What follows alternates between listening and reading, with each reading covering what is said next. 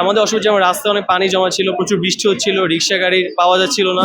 আগে বিগত বছরে বোর্ড থেকে যে কমন পড়বো মানে এরকম না, মানে তারা নিজস্ব আর কি থিওরি থেকে দিছে।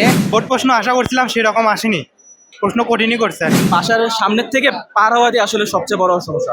বিবেচনা করতে হয় যে যদি পরীক্ষাটা পেছানো হয় তাহলে সেটা আরো বেশি ঝামেলার হতো। যেহেতু চিটাগং বোর্ড পিছানো হয়েছে, তো যদি ঢাকা বোর্ডটা পিছানো হতো সুবিধা হতো।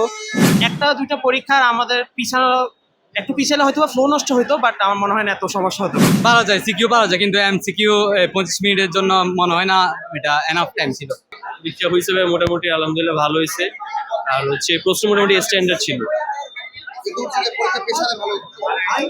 পরীক্ষা পেছালে বলতে এখন আমরা যারা ঢাকায় আছে আমাদের তো একটু প্রবলেম হইতেছে বটে। তো যারা ঢাকার বাইরে মানে অনেক প্রত্যন্ত বা গ্রামে আছে তাদের অবশ্যই অনেক প্রবলেম হইতেছে, বৃষ্টির জন্য যাওয়া আসা ভাড়া। সেটা একটু মডারেট করা উচিত, মানে দেখো যে কিভাবে ভালো হয় আর একটু যদি প্রপার ডিসিশন নেওয়া যায়। আমাদের অসুবিধা যেমন রাস্তায় অনেক পানি জমা ছিল, প্রচুর বৃষ্টি হচ্ছিল, রিক্সা গাড়ি পাওয়া যাচ্ছিল না, আসতে লেট হয়েছে। আরেকটা সমস্যা এটার জন্য যদি আবার ভবিষ্যতে জ্বর আসে বা ঠান্ডা লাগে, এটা একটা প্রবলেম তৈরি করতে পারে এক্সামে। আগে বিগত বছরে বোর্ড থেকে যে কমন পড়বো মানে এরকম না, মানে তারা নিজস্ব আর কি থিওরি থেকে দিছে আর কি, সহজেই দিছে। কিন্তু মানে যারা শুধু বোর্ড কোশ্চেন পড়ে গেছে তাদের জন্য অনেক কঠিন হবে, বাট যারা থিওরিটি ভালো করে পড়ছে মানে তাদের জন্য আর কি সহজ হয় মোটামুটি। মনে হয় পিছানো উচিত ছিল, কারণ এখানে আসতে অনেক সমস্যা, যেমন আমরা আসতে অনেক ভিজা গেছি আস্তে আস্তে, রিক্সাও পাওয়া যায় নাই। তারপর হচ্ছে রাস্তায় তো অনেক পানি, আবার আমাদের যেহেতু অনেকে অনেক দূর থেকে আসে, যেমন আমার সাইডের জন আছে, ও আসে নারায়ণগঞ্জ থেকে পরীক্ষা দিতে। এই যে ওই হচ্ছে নারায়ণগঞ্জ থেকে আসে, তো ওদের দেখা যায় যে সকাল 6:30 7টার দিকে এরকম রওনা দিতে হয়। তো মানে যদি বৃষ্টিতে আরো সমস্যা হয় তার জন্য আরো আগে দিতে হয়। এই জন্য আর কি সবারই আর কি, যারা দূর থেকে আসে তাদের সমস্যা, যারা কাছে আসে তাদের আর কি সমস্যা একটু কম হলেও সমস্যা হয় আর কি। বোর্ড প্রশ্ন আশা করছিলাম সেরকম আসেনি, প্রশ্ন কঠিনই করছে আর কি। হ্যাঁ অবশ্যই ভালো হতো, বৃষ্টির মধ্যে ভিজে আসা লাগলো, আবার সেন্টারের সামনে পানি, আমাদের হোস্টেলের সামনে পানি, একটু কষ্ট হয়েছে আসা। চাওয়া থাকবে প্রশ্নটা একটু সহজ করতে, এত কঠিন প্রশ্ন দেওয়া প্লাস প্লাই কঠিন।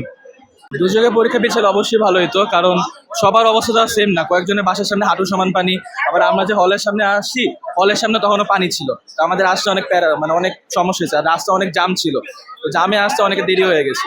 কি অসুবিধা হয় আসলে বাসার সামনের থেকে পার হওয়াটি আসলে সবচেয়ে বড় সমস্যা, কারণ বাসার সামনে অনেক হাঁটু সমান পানি থাকে, আর অনেকের বাসা তো দূরে দূরে, ওদের আসতে আসতে কমসে কম 1 ঘন্টা কি 1.5 ঘন্টা আগে রওনা দেওয়া লাগে। কোশ্চেন আমার কাছে একটু কঠিনই লাগছে, মানে এমসিকিউটা মোটামুটি ইজি ছিল, মানে দু একটা একটু কনফিউজিং, বাট সিকিউটা বেশ কনফিউজিং, মানে জিনিসগুলো আর কি কমনলি দেখা যায় না বোর্ড কোশ্চেনে সচরাচর। কনফিউজিং মনে হয়েছিল, তবে সময়ের সাথে সাথে প্রশ্নটা দেখে স্ট্যান্ডার্ডই মনে হয়েছে।